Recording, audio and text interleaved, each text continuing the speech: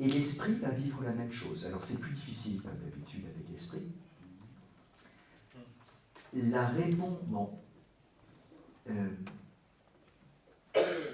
Procédant des deux, procédant du Père et du Fils, comme leur nous subsistant, respire l'esprit commun, qui scelle la différence infinie tout en la maintenant ouverte.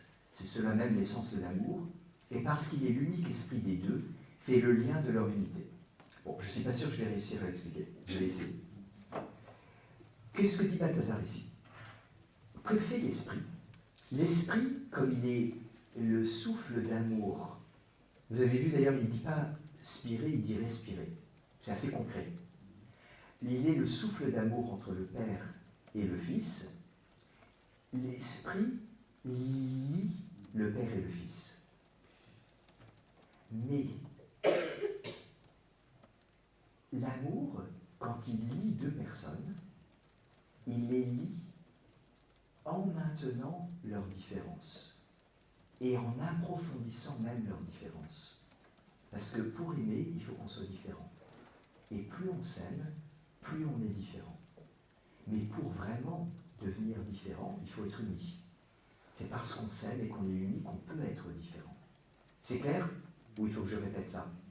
C'est la réalité d'une vie de couple, quand ça marche. C'est la réalité d'une vie communautaire, quand ça marche. C'est que nos liens nous permettent de devenir vraiment nous-mêmes. Nos liens nous permettent d'être distants, au sens balthazarien. D'être distincts, d'être distants. Et plus on est lié, plus on peut être distinct.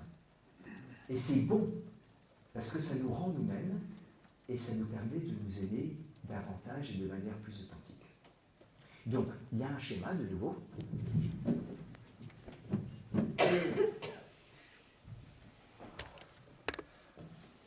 Adieu, Barthes. Le Père, bon, ça ne va pas vraiment marcher, parce que jamais un schéma marche pour la Trinité. Le Père engendre le Fils. Distance infinie. Distance infinie. Le Fils est plus différent du Père que n'importe quoi d'autre, parce qu'il est parfaitement différent.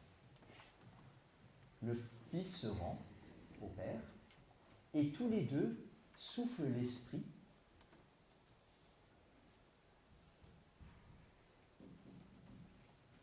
Je vais reprendre le micro.